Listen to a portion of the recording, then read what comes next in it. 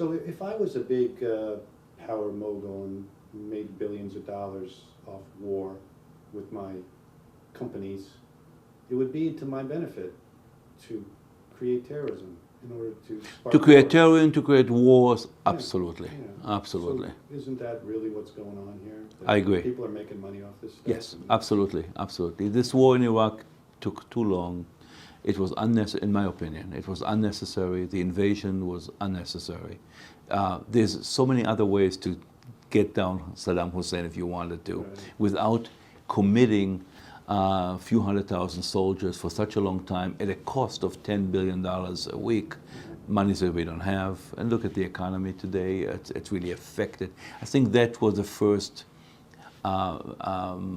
area that started nibbling into our economy.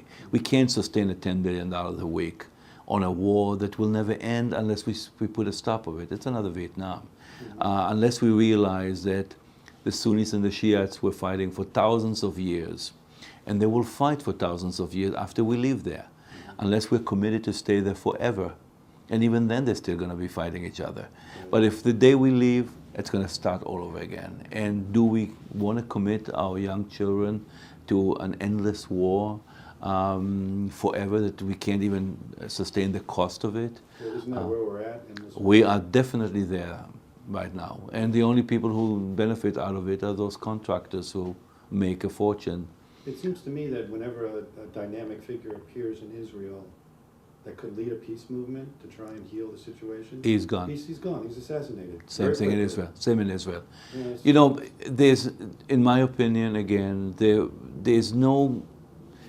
will never be peace in that region because there are certain things that we pushed under the carpet and have never really brought to light and discussed. The number one issue in the Middle East is water allocation. There's not enough water. The entire water allocation comes from the Golan Heights.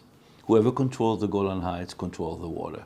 Israel cannot allow ever again let an Arab country run the water. So what is it to talk about giving back the Golan Heights? We're not going to give the Golan Heights back. We can't. Can't you get a water project going?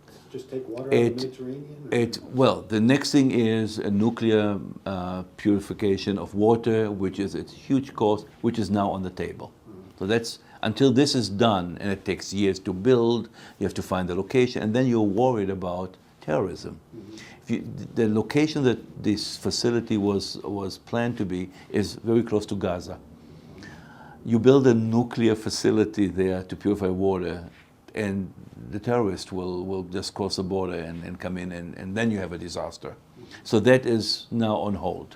Then you have the issue of Jerusalem. Can we divide Jerusalem to become two capitals for two countries? It's issues that are never be tackled. They're talking about smaller issues and trying to come to a conclusion, and even then they cannot. But they haven't even dealt with those big issues. And the number one is an economical solution to the Middle East. There's no infrastructure in Gaza and the West Bank. It would take trillions of dollars to bring them to the 21st century. There's nothing there, no oil, no gold, no anything. Where is this money going to come from? America doesn't have that kind of money. Europe doesn't have. Japan doesn't have it anymore. Saudi Arabia doesn't want to know about it. So you find out that there are issues that are unsolvable, really, not in our generation. So I don't see peace in that region for a long time. Is Osama bin Laden dead?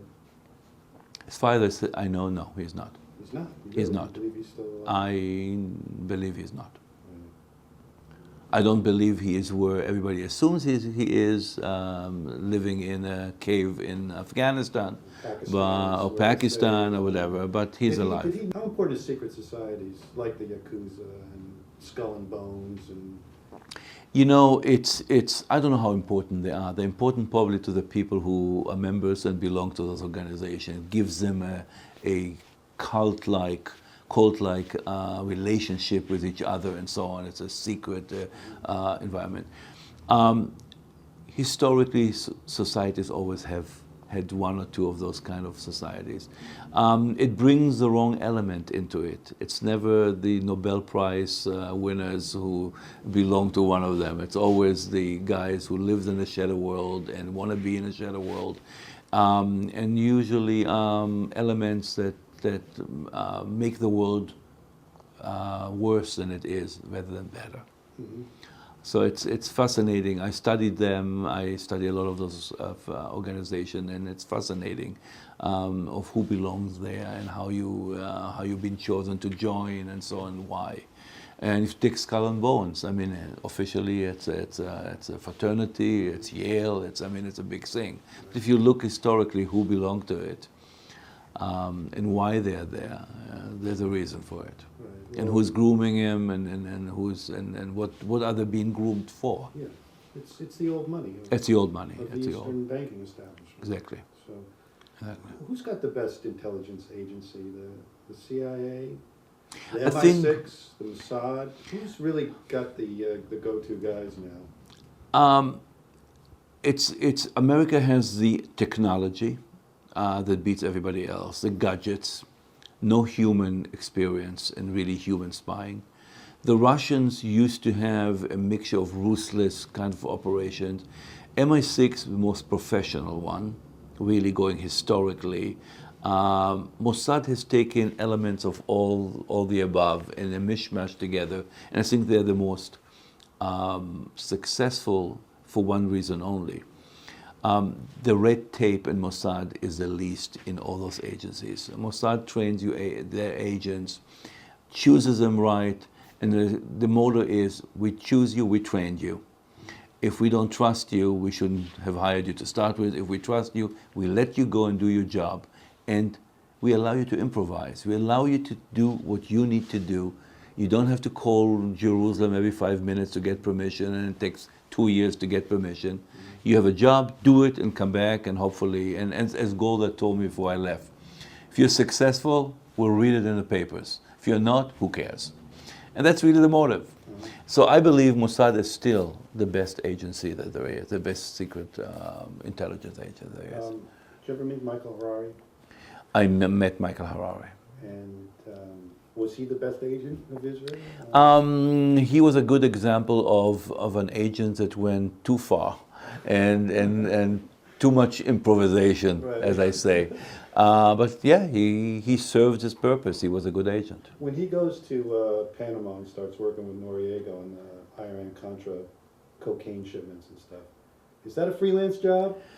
Or is he No, reporting this back? was after he left. This has nothing to do. One thing about Mossad I can tell you, they don't need to raise money with slush funds and all those operations. They don't do that.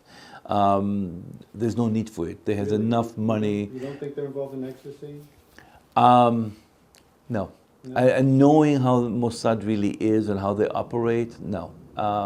There's a clean line there of what you can do or you can't do. And within those two lines of what you're allowed to do, what you're not allowed to do, you're free to do, to run. They're not really tough supervising you. Right. But I don't know of anyone on the job Right. that was still working for the agency that went on drugs or went on Because ecstasy. you're a man of integrity, but didn't we start out saying that once Mossad, always Mossad? Did we start Well, with when that? I say no, the Mossad, That's the that's the way Mossad. they They perceive that you need to be on call whenever they call you, whenever you are. People have left, and people don't believe in this model anymore. And they said, I have a new life, and I don't want to have anything to do with it. That's my past, as I've chosen. I don't, I'm an American. I have a dual citizenship. I don't spy for Israel against America, and I don't spy against Israel for America. It's very clear. I left this job. If God forbid anything happens to Israel, I'll be the first to go back and offer my services. It's my country, my whole family lives there, and so on. But short of that, emergency, no, and drugs and what goes with it, absolutely not.